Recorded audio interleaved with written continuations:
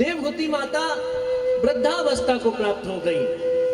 विभिन्न प्रकार के भोगों का उन्होंने भी अनुसरण किया, लेकिन अब वृद्धावस्था को प्राप्त हो गई और देवहूति माता अपने पुत्र के पास गई जंगल में कि पुत्र मुझे भी तो कुछ बता, मैंने पूरा जीवन यूं ही गंवा दिया, मैं भगवान की आराधना नहीं कर पाई। हालांकि तूने मेरे गर्भ से जन्म लिया, तू भगवान का अंश अवतार है, तू भगवान का अंश अवतार है, तूने मेरे गर्भ से जन्म लिया है, लेकिन मेरे को भी कुछ भक्ति योग तो बता, मेरे को भी तूने सांख्य का प्रणेता है, तू मेरे को तो कुछ भक्ति योग बता दे। माताओं को उन्होंने आध्यात्मिक योग का वर्णन किया है। आध्यात्मिक योग के बाद उन्होंने कपिल मुनि ने किस प्रकार से हम सबकी गति होती है संसार में, ध्यान से सुनना। इसलिए बार बार व्यासपीठ का एक लक्षण है कि सावधानतः शृणु। व्यासपीठ बार बार कहेगी सावधान, क्योंकि सावधान इसलिए कि बहुत अच्छी कोई बात है। सावधान होकर सुनना, एकाग्र चित्त होकर सुनना। हम सबकी जो गतियां होंगी उसका कपिल भगवान ने माता देवहूति से पूरा आख्यान किया। क्या किया? हम सब जितने भी यहां पर बैठे हुए हैं, केवल 2 बूंदों के विस्तार हैं हम। माता के रजगण और पिता के वीर्यगण जब आपस में मिल जाते हैं तो हम उसका विस्तार है। हम केवल 2 बूंदों के मिलने से बने हुए हैं। और क्षीर सागर में नारायण भी जल के ऊपर पड़ा था। क्षीर सागर में जब उसके मन में इच्छा हुई कि सृष्टि करी जाए तो क्षीर सागर में नारायण भी जल के ऊपर पड़ा था, और हम भी जल की 2 बूंदों के विस्तार हैं। जब प्रथम दिन में गर्भाधान होता है, मां के पेट में गर्भ ठहरता है, तो वो 2 बूंदे आपस में मिलकर एक कलल बन जाती हैं, मतलब एक साथ संग्रहित हो जाती हैं। 5वें दिन में वो बुदबुदे के रूप में आ जाती हैं, जैसे बुलबुला उठता है इस प्रकार से बुलबुला आ जाता है। 10 रात्रि में जिस फल को आप लोग बोर बोलते हो ना, बोर, हम बेर बोलते हैं और शास्त्र भी बेर बोलता है। 10 रात्रि में वो बेर के फल के समान माता के गर्भ में हो जाता है, और 1 महीने में उसके सिर का चिन्ह निकल आता है। ये सब हम लोगों की हम बता रहे हैं, हम सब। सावधानता शृणु, सावधान होकर सुनना, अपनी स्थिति देखो। क्या वैज्ञानिक बताएंगे, श्रीमद् भागवत में सब कुछ है। 10 रात्रि में उसके 1 महीने में उसका सिर निकलना चालू हो जाता है। दूसरे मास में हाथ पांव के अंगों के चिन्ह आ जाते, अंग निकलते नहीं है। उस पिंड में, उस बोर जो बड़ा हो जाता है, उसमें अंगों के चिन्ह आ जाते हैं, हाथ पांव के चिन्ह आ जाते हैं। तीसरे महीने में उसमें चमड़ी चढ़ने लगती है, लिंग का स्थान आ जाता है, अस्थि आ जाती है, और जो ये रोम है, बाल है शरीर पर, ये बाल उतर आते हैं।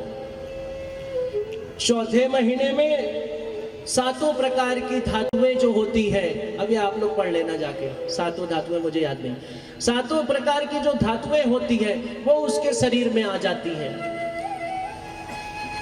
इसके बाद 5वें महीने में उसको भूख प्यास लगने लगती है, और जब अपनी गति का वर्णन देखना, अपनी गति ज्यादा, बहुत बड़े अहंकारी हो जाते हैं ना हम लोग, बहुत अहंकार में आ जाते हैं ना, अपनी गति देखना। और 5वें महीने में जब उसको भूख प्यास लगने लगती है तो माँ के द्वारा खाया गया तीखा, कड़वा, खट्टा उसको बहुत पीड़ा देता है। वहां पर उसको गर्भ में, मलमूत्र में पड़े कीड़े नोचते हैं ऐसे, और वो बहुत पीड़ा में आता है, बहुत पीड़ा में आता है। इसलिए कहते हैं पुनरपि जननी पुनरपि जननम पुनरपि मरणम पुनरपि जननी जठरे शयनम। बार बार जन्म लेना, बार बार मरना, बार बार माता के गर्भ में आना, हे भगवान मेरी इससे मुक्ति कराओ।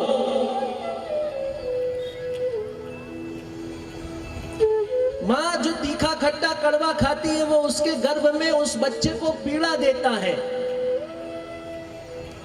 और छठे महीने में वो दाहिनी कोख में घूमने लगता है, अपनी गति पकड़ लेता है। और घूमने की अवस्था पता है आपको, अगर हम ऐसी अवस्था आज आपकी करें आपको बहुत कष्ट होगा। उसका सिर पेट से लगा होता है, पैर उसके दोनों यूं होते हैं। सब ने आपने कहीं ना कहीं तस्वीर देखी होगी, गर्भ के अंदर बच्चा किस अवस्था में दिखाई देता है कि सब ने देख रखी होगी। और कितना पीड़ा में रह रहा होता है उसका आप आकलन करो, क्योंकि उसकी चमड़ी बिल्कुल कोमल और कृमि तो पेट में रहते ही है।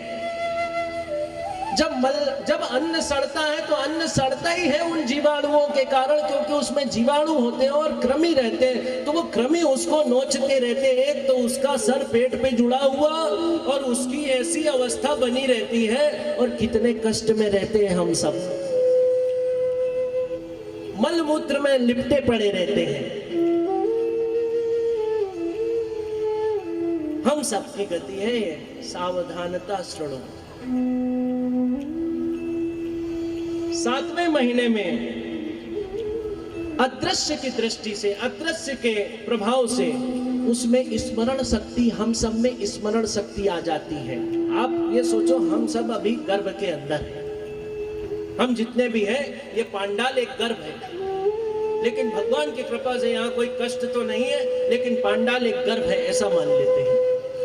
और 7वें महीने में हम सबको स्मरण शक्ति आ जाती है, पिछले कर्म याद आ जाते हैं कि पिछले कर्मों के कारण फिर से इस गर्भ में आना पड़ा है, फिर से इस गर्भ की यातना झेलनी पड़ रही है।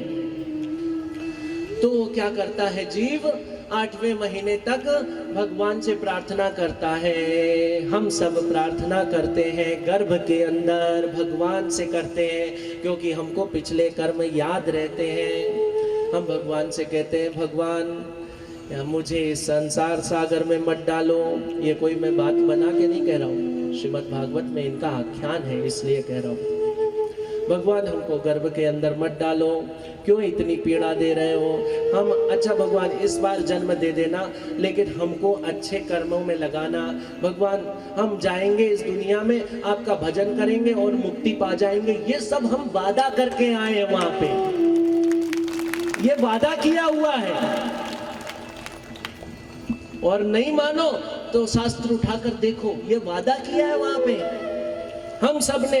भगवान हम इस दुनिया में जाएंगे तो आपका भजन ही करेंगे, हम संसार के चक्कर में नहीं पड़ने वाले। हम अपने कर्मों का आधान तो करते रहेंगे, माता पिता के प्रति कर्तव्य तो निभाते रहेंगे, पत्नी बाल बच्चों के प्रति कर्तव्य तो निभाते रहेंगे, लेकिन हमारा मन हरि चित्त आप में ही, आपके चरणों में ही लगा रहेगा। भगवान हम आपसे वादा करते हैं इस गर्भ के भीतर,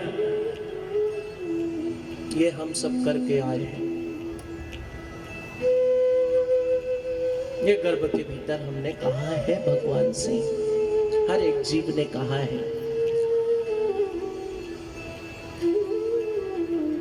9वें महीने में जो है प्रसव की पीड़ा आती है मां को। 9वें महीने में प्रसव की पीड़ा आती है मां को। और भगवान क्या करते हैं, भगवान इसी बीच में जो उसने प्रार्थना करी थी और जो उसको स्मरण आ गया था पिछले जन्म के कर्मों का, वो स्मरण शक्ति उससे ले लेते हैं।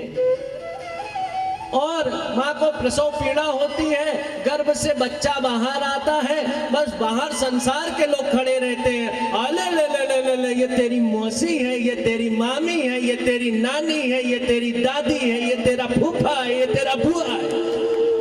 और ये संसार के रिश्ते बताने लगते हैं। गर्भ से कोई बच्चा बाहर आया तो ये नहीं बताया बेटा तू कह के आया भगवान का भजन करूंगा, नारायण ही तेरे सब कुछ है, भगवान ही तेरे सब कुछ है। ये मौसी नानी चाची मामी दादी फूफा बुआ कुछ भी नहीं है। समय पड़ने पे सब पीछे खड़े हुए हैं।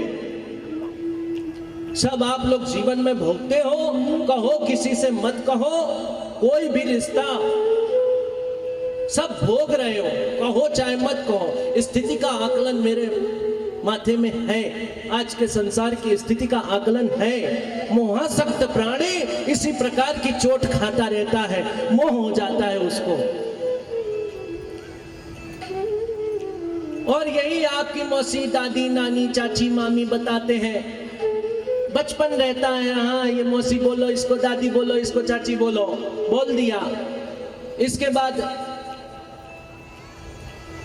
बाद जब वो बड़ा होता है तो 5 साल का रहता है, वो भी अधीनस्थ रहना पड़ता है, बाल बच्चों को अधीनस्थ रहना पड़ता है, वो स्वतंत्रता से नहीं रह सकते, जो चाहे, जैसे मान लो तोड़ने लगे, इधर बैठ, बच्चों को बैठा, ये करो वो करो, होता कि नहीं बाल बच्चों के साथ, कैसे करा, ये क्यों, पूरे कितने अंकुश लगते हैं, उनके मनों पे क्या बीतती होगी, जरा ये तो देखो, उनके मनों पे क्या बीतती है, वह अधीनस्थ रहते हैं। फिर वो बड़ा हो जाता है तो अपने जीवन के निर्णय लेने में सक्षम नहीं है, पिताजी हम क्या करें, हम क्या करें, ये कर लो, वो कर लो, बस करते चले जाएं, खुद के जीवन निर्णय लेने में सक्षम नहीं है। फिर इसके बाद क्या हुआ, भैया उसका ब्याह कर दो, ब्याह कर दिया गया, अब तो वो उन्हीं के लिए जीने लगा, अपने लिए मर गया, अब तो उसको बाल बच्चों के लिए जीना है, उसका कुछ का कोई भी ध्यान नहीं है। और ऐसा सुन के पुरुष बड़े खुश हो रहे हैं, लेकिन यही स्थिति तो नारियों के साथ ही है। अगर एक सर्वे किया गया यूएनओ के एनजीओ के द्वारा, हर घर में पूछा गया, महिलाओं के पास जाया गया तो पूछा गया महिलाओं से, आप क्या करते हो? एक ही जवाब था, कुछ नहीं।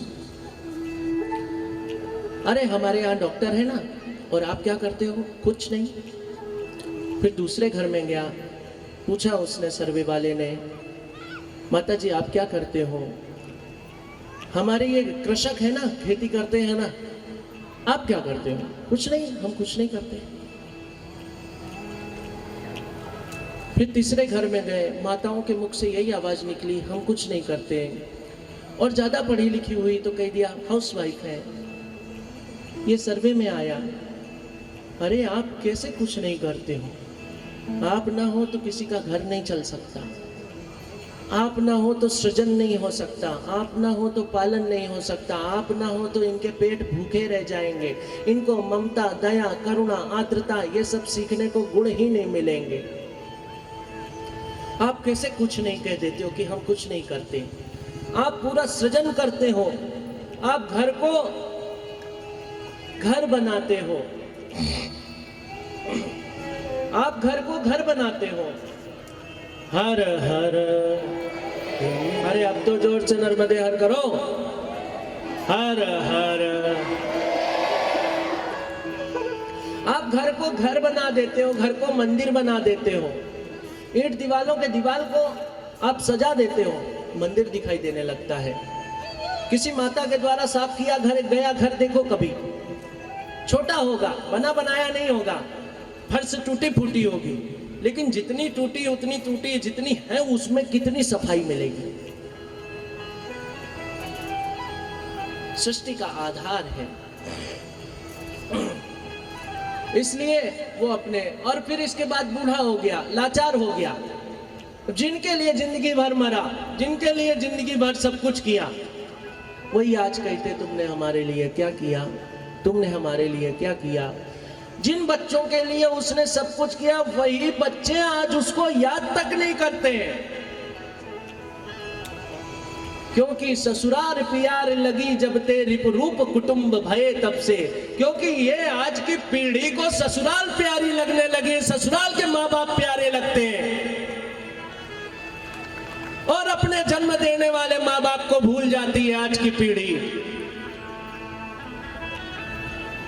इनको ससुराल प्यारी लगने लगती है, और ये परिवार, पूरा कुटुंब दुश्मन दिखाई देने लगता है। ऐसी ऐसी स्थितियां हैं, हम सबके बीच में है। मोहासक्त रहोगे तो यही होगा ही।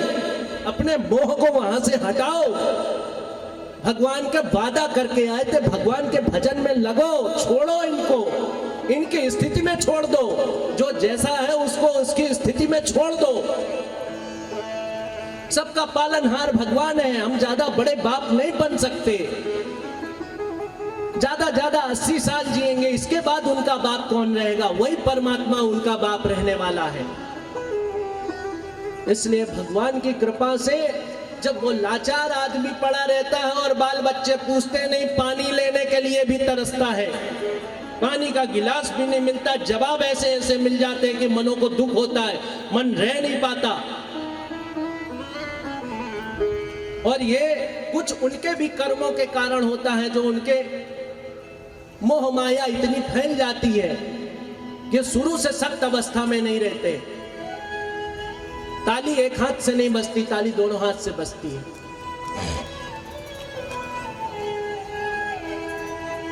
क्या आवाज आ रही?